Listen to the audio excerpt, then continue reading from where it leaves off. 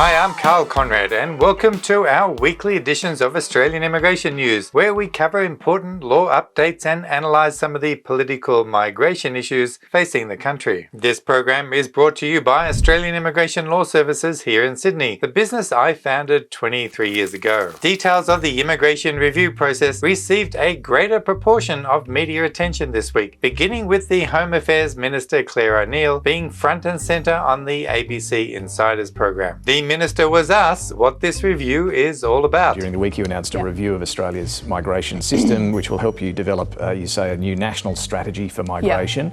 It sounds pretty broad. What's it about? What are you trying to achieve here? And when I look at the migration system today, you know, we've come into office, this system is genuinely in a state of disrepair. It has no strategy. We've got enormous complexity in the system, literally, hundreds of different visa categories and subcategories. It's expensive, it's complicated, it's bureaucratic, it's not working for migrants, it's not working for business, not working for the country. And a discussion paper was released by the Minister's office this week detailing the objectives of the review. It's a 12-page long document, so we're not going to put you to sleep covering much of it, but I did find one paragraph that attempted to define its purpose. Desirably, our migration system would support Australia's transition to a more skilled, innovative and diverse economy, enhance our security and sovereign capabilities, and drive higher productivity, wages and living standards. And look, someone has spent time with their colouring crayon set outlining all the visa classes and subclasses. How sweet is that? I'll have to print one out and stick it on my office wall. Back to the ABC program, and the Minister did touch on the crazy processing times and how Australia needed to become more competitive once again. We are in a global competition to attract the talent that we need for the future.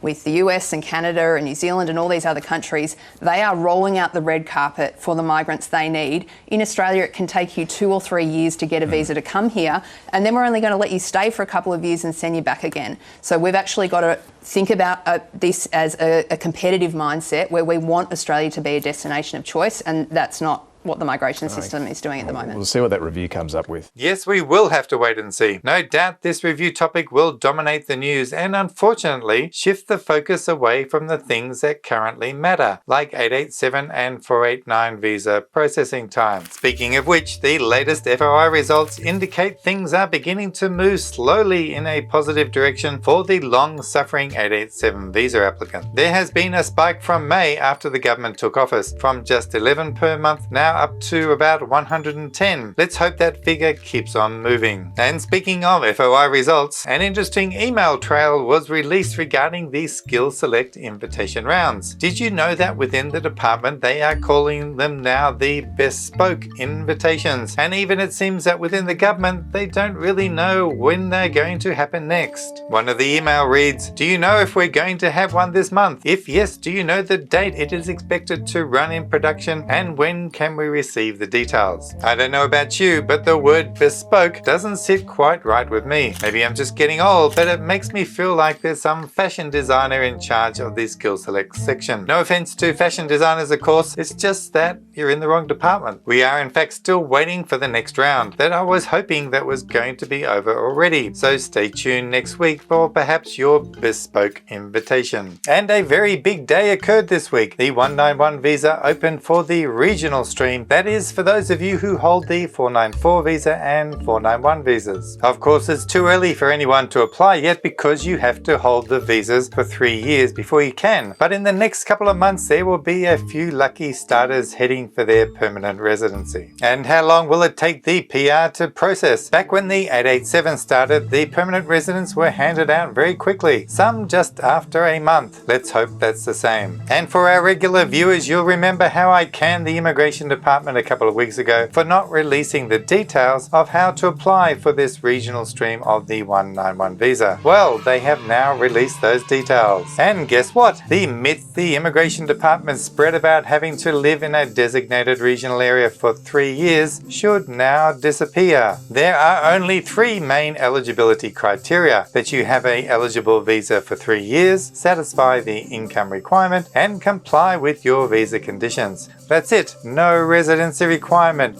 Full stop. At last, now I can have people stop asking me about that. However, just when you thought it was safe to go back to the Immigration Department's website, you'll notice that the old 191 visa page, it still says you have to live in a designated area for 3 years. They just can't get this right. Now, was it or was it not an accident to send out a letter to asylum seekers stating settlement in Australia was not an option for you? A rather rude and distressing letter at face value that should have been more appropriately worded. The Home Affairs Minister previously claimed it was accidentally sent out, but the Guardian newspaper this week reported that the Immigration Department has hit back, saying that they sent it out on purpose. They said the letter was not sent out in error and was part of the department's approach to identify transitory persons. One thing is for sure, the minister will have a fight on her hands to reform the Immigration Department's culture of misinformation and rudeness in the way it deals with clients. The processing backlog is now down to 755,000 from the 1 million the Labor government inherited in May this year. Andrew Giles said it should be 600,000 by the end of the year, according to a story by SBS this week. He has been quoted as saying there are now 300 more staff appointed to processing visa applications. And while this 600,000 figure seems like a lot, let's hope it goes down exponentially. Still, it's a good effort and appreciated. In one of the comments received this week, Matthew wrote in to tell us about his good news. We just had our offshore 491 visa granted. For those of you who are waiting, be patient. So grateful for the Albanese government. Another good news story this week was that Novak Djokovic received a reprieve from Andrew Giles on the re-entry ban he was under after having his visa cancelled earlier this year. Of course, we would not blame him for feeling nervous when his plane touches down in Australia once again. Being detained and forced to eat Immigration Department food would be an experience that unfortunately no one would forget very easily. I'm sure if the Liberals had been still in power, they would have kept him out for another year. So thank your lucky stars, Novak, and good luck.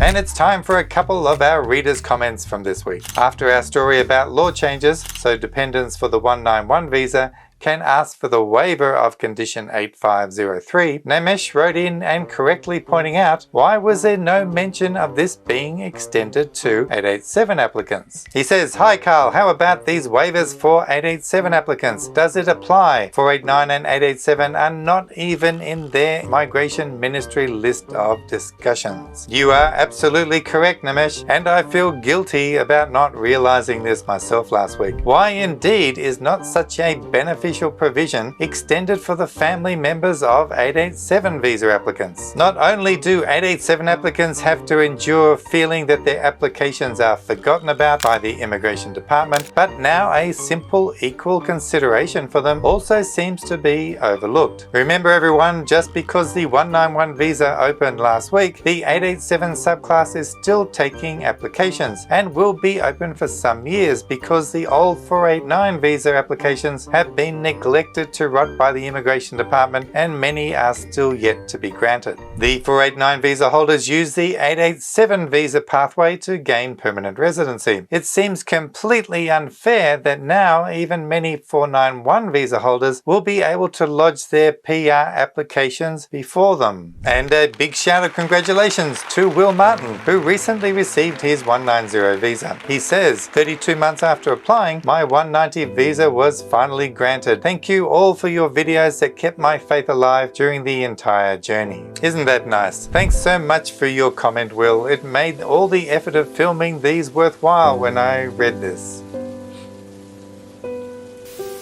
Well, that ends another exciting week in the world of Australian immigration. Don't forget to subscribe, not only to support our channel, but most importantly, so you don't miss any of these exciting updates. And give us a lift in the rankings by prodding that like icon. As always, take care out there, and I'll see you next time. So bye for now.